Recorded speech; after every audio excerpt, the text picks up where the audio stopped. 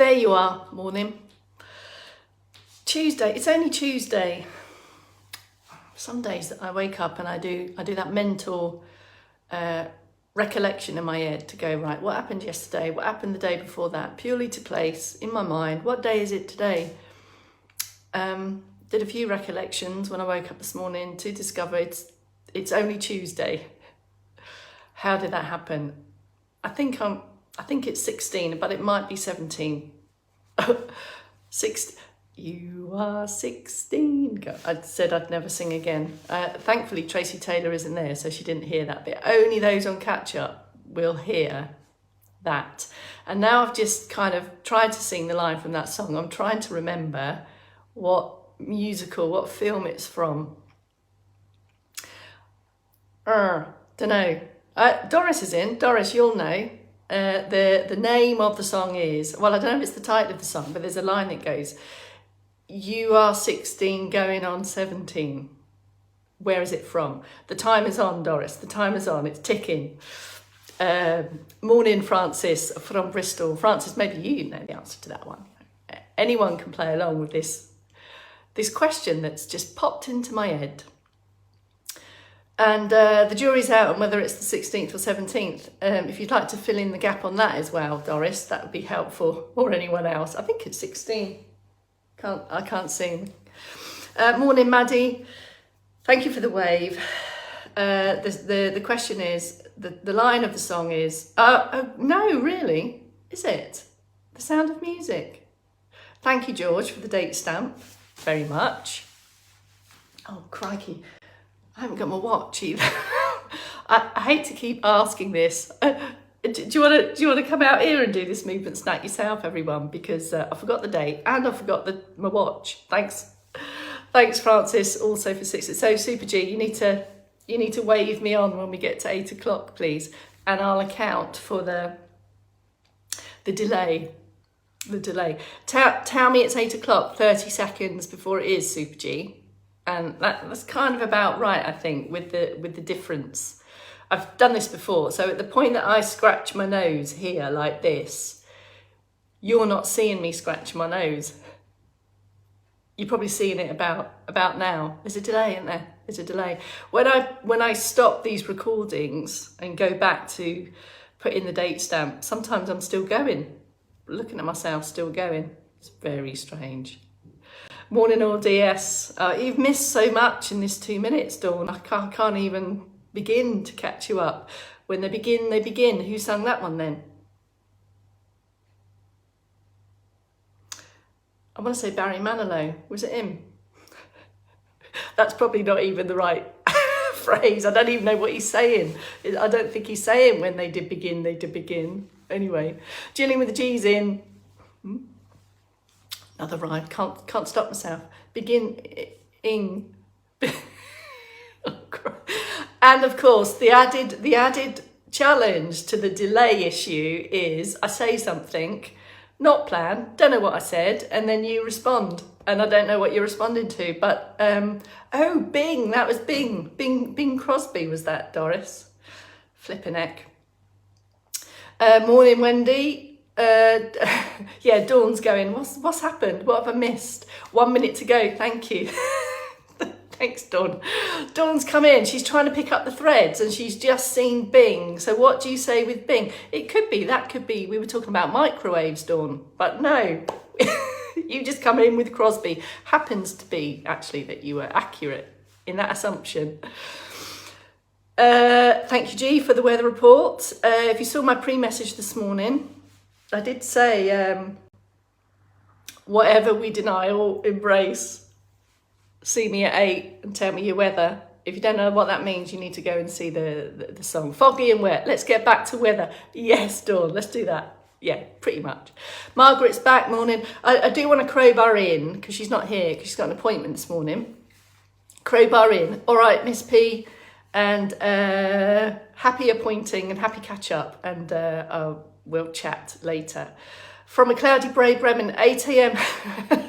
Oh, thanks, George. Did that feel like quite a task this morning? 8, you got up specially for this 8 a.m. Thank you, and thank you for that message.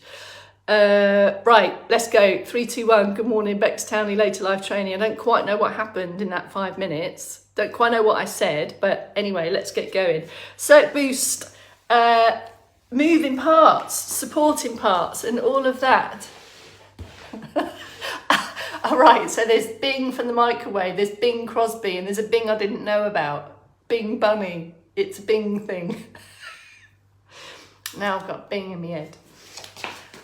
Let's not go down the bingo route either. No. Oh, now you can't stop me from having a look. Right, come on. Let's go. Let's get my coffee out of the way. Where would you like to be? Sit or stand? If you know what's coming, carry on anyway. You might be new in, so I never apologise for the repetition. So make sure your RER is clear. Right footwear for you. You might be in socks, slippers, shoes, whatever. Make sure that sturdy and allow comfortable movement. Upright standing, if that's your position to a preference to start. Just nudging those feet a little bit closer together, not too close, not too wide, will really help and assist with the fluid rhythmical march. If your feet are too wide apart, it's going to be harder to shift the weight from one leg to the other. And really what we want from this circulation boosting activity is ease of rhythmical, consistent movement. So that might mean using some external support. We're not looking to challenge balance here. You might want support either side of you. You might want support to the front of you. And it just should allow you to find your own pace and then give more consideration to bringing in more movement at the ankles, feet and toes. If you're in standing positions, or also in seated if you're preparing to stand. Here we go, bringing in another moving part. You might feel that you want to fix up the legs there to give you a steady base whilst you get your rhythm going in the top end. You can see the logo on my t-shirt has this little bit of move. That's because the trunk's involved there as well, of course. So we'll get to the trunk a bit later. But the supporting parts support us and help with movement. So we need to kind of check in with every little bit of that this morning. Keep going in stand. You should feel a steady, light, just slight increase in your depth of breathing. In sit, if you haven't started already, there's the active sit. Get that, lock that bit in first and then build around it. Bringing in both arms if and when comfortable. Elbows are fairly tucked in, hands are relaxed. The movement is definitely from the shoulder here, not from the elbows.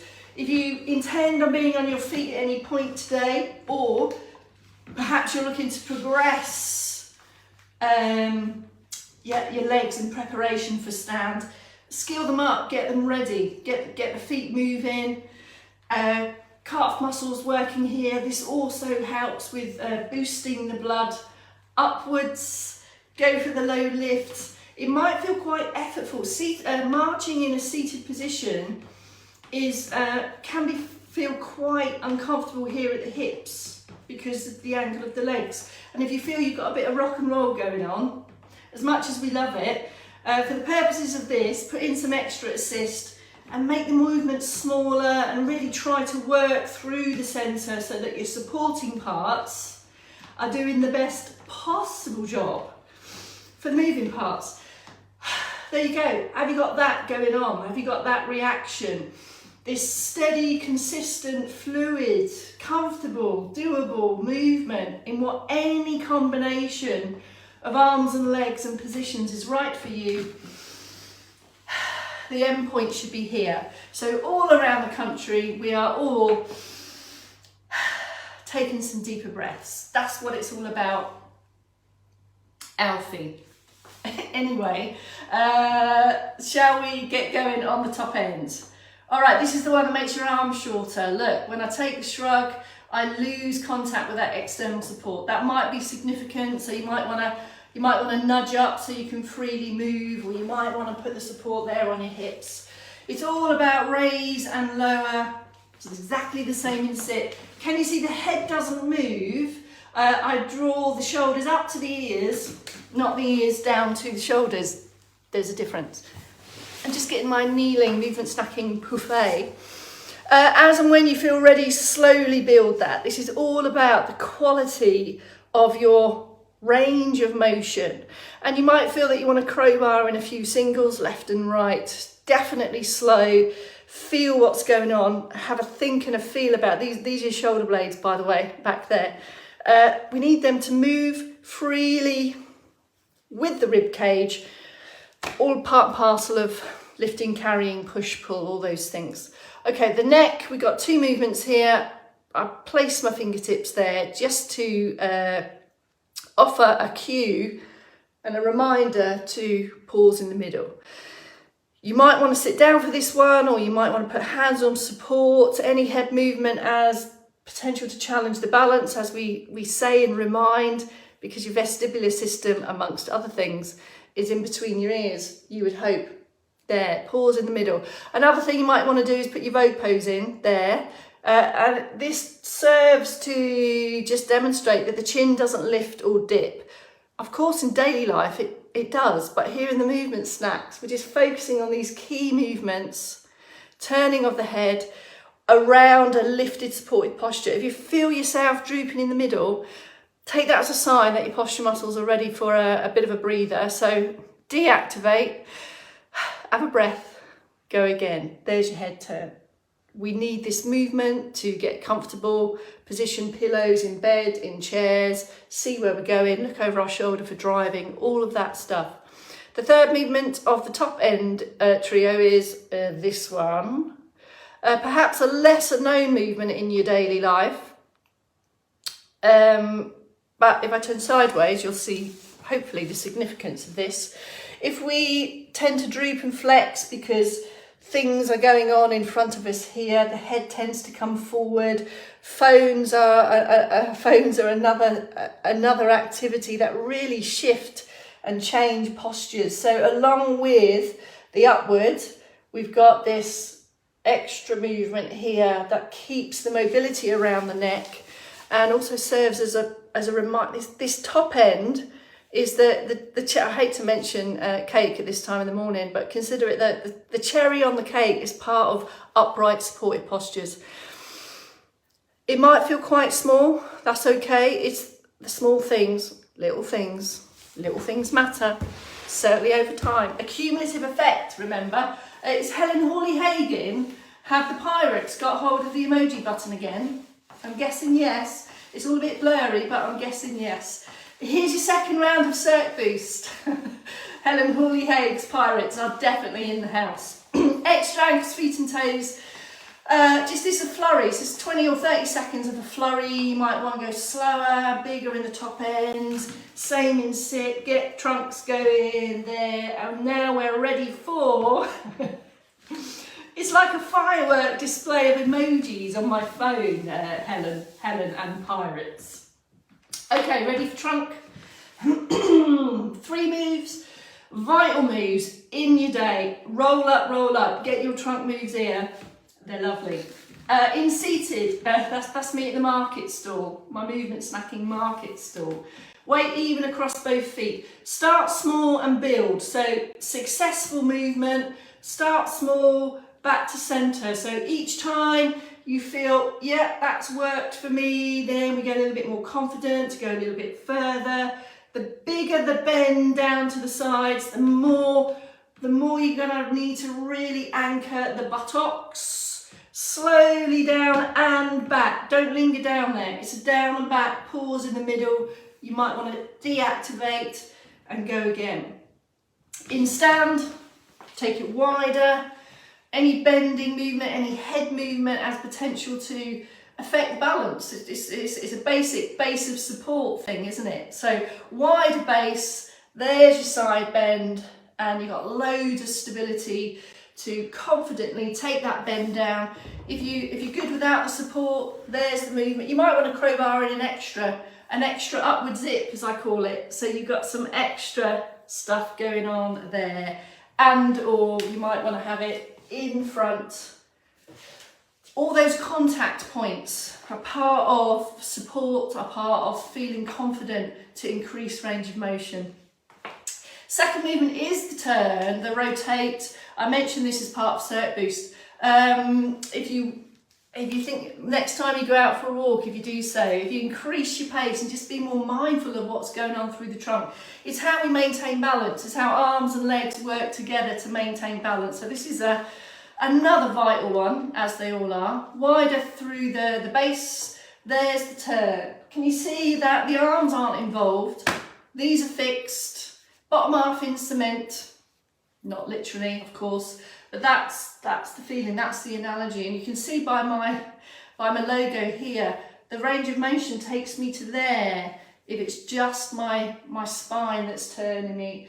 It's the head and the arms that bring in the greater ranges needed for life activities. When we're sat on the buttocks, the anchor really is fixing that. So maybe we don't need to be in cement for the seated option. I hope you're keeping up with my analogies.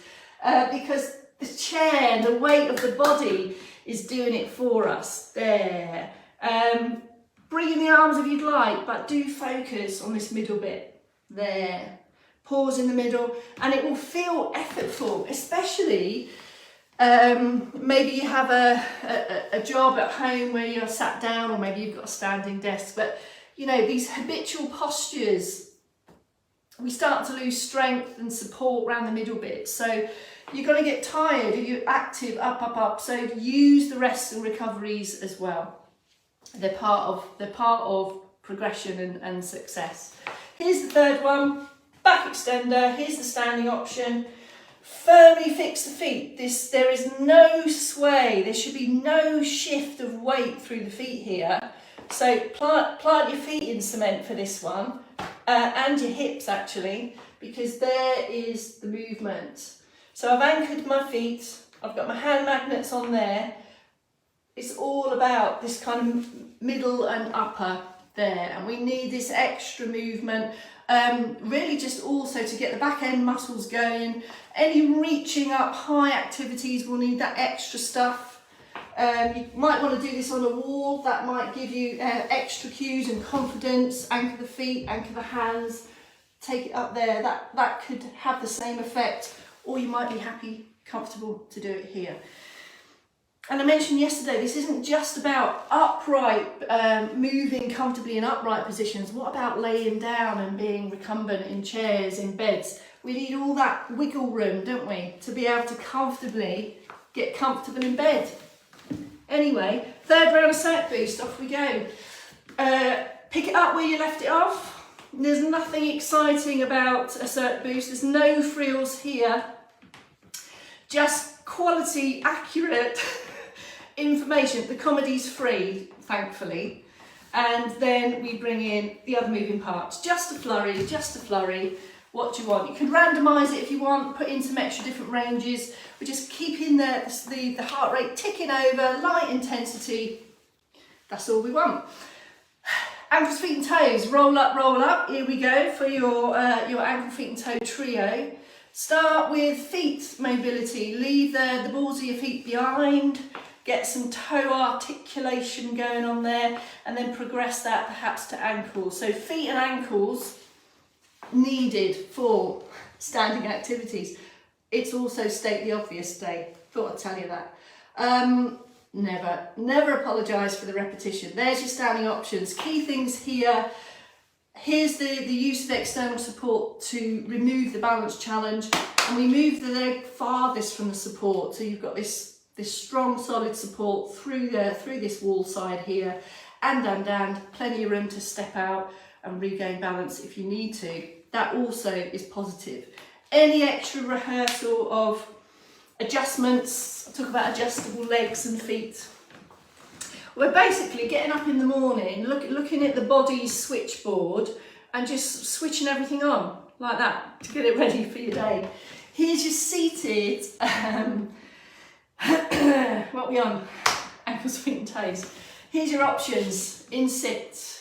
If you don't want ankles, feet and toes, go back round the top end, crowbar in the bits you think you can get most from. Toes active as well here. That's your feet there, leaving the balls of the feet behind. Put in some extra support. There is the ankles. Depending on the length of your leg, lifting that knee to make room for that extended foot. Might feel a bit squashed. If it does, have a hip walk back, because you're crowbarring in extra value there. You can get a buy one, get a hip walk free today on the movement snacking market stall. Here's the other one, I'm just laughing at my own jokes. Feet and toes, all in the mix. Be specific here, folks. It's not we're not here for whiffed and woggles. You get those in another stall down the road. Here in the specifics, really trying to work on that kind of flexion and kind of pull back here. Flex and extend. These are the movements we need specifically for walking. Keep that foot on the low down there. Keep it as close to the floor as you can. And now you can rehearse ankles, feet and toes with the hip hinge, with the buttocks, with the upright posture. So there's loads of stuff you can do in a seated position to prepare for standing activities. In stand also, bring in your big deliberate stride to mix that all in together. There's the heel up in the front end, there's the toe off in the front end, there's the extension through the hips, there's the lift through the postures there. You might want to take some shirt offs to go. And if you like the feel of a bit of a sway in the morning, here's a little bit of floaty, fluid arms, if you would like, just to draw a close under it and down, perhaps some fluidy, flowy Bex hugs with all those fluid properties of the 4 p.m, of which you will see Chaos at 4. You'll also see her at noon, so you've got Chaos back here in 4 hours. 'Tis done. Bye everyone, I'll see you tomorrow morning, same time, and have a great day. Bye for now.